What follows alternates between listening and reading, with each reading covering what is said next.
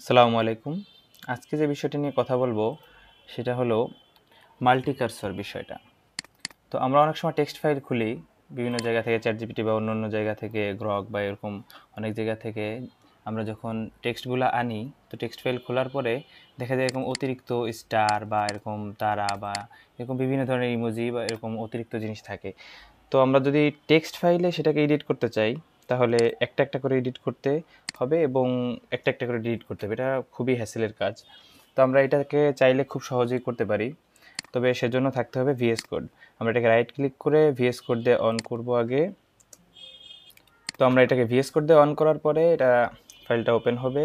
দেন আমরা control F click করব search করার জন্য। কন্ট্রোল এফ ক্লিক করলে ফাইন্ড অপশন চলে আসবে এবং আমরা শিফট ক্লিক করে স্টারটা প্রেস করে দেবো, 8 প্রেস করবো এবং স্টার হয়ে যাবে।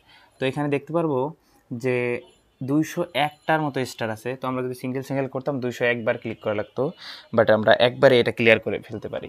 তো এটা করার জন্য করতে হবে কি, অল্টার এন্টার ক্লিক করতে হবে। অল্টার এন্টার ক্লিক করে যত জায়গায় স্টার মার্কটা আছে সব জায়গা মাল্টি কার্সর হয়ে যাবে, আমার সব জায়গায় একটা কার্সর ক্রিয়েট হবে। তো আমি এখন কি করতে পারি, একটা ব্যাক স্পেস প্রেস করব, একদম সব ভ্যানিশ, এক ক্লিকে সব ক্লিয়ার। তারপরে আমি কন্ট্রোল এস দিব, সেভ হয়ে যাবে। এরকম চাইলে এই লকের যে চিহ্নটা আছে এটাকেও আমি এভাবে মার্ক করতে পারি, যদিও এটা বেশি নেই, সম্ভবত 5টা আছে। অল্টার এন্টার, মনে রাখবেন অল্টার ক্লিক করে চেপে ধরে এন্টার প্রেস করতে হবে, তারপরে সবগুলো কার্সর মার্ক হয়ে যাবে সেখানে, এবং ব্যাক স্পেস দিলে সবগুলো নাই হয়ে যাবে। সেমভাবে চাইলে আমরা এই যে স্টার আছে, আবার অন্য অন্য জিনিস আছে যেগুলো আছে সবগুলোকে এইভাবে রিমুভ করতে পারি।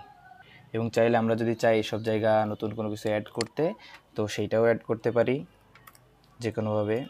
এখানে আমি এটাকে দেখাচ্ছি, অল্টার এন্টার প্রেস করলাম, 7 জায়গা আছে। সো 7 জায়গা আমি যদি ডিলিট করে হ্যাশ অ্যাড করতে চাই, তো এরকম করে হ্যাশ অ্যাড করতে পারবো। এরকম করে আমরা এটাকে মডিফাই করতে পারি।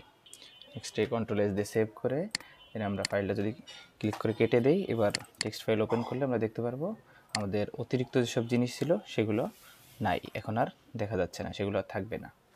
আশা করি ভিডিওটা হেল্পফুল হবে, সবাই ট্রাই করবেন। ধন্যবাদ।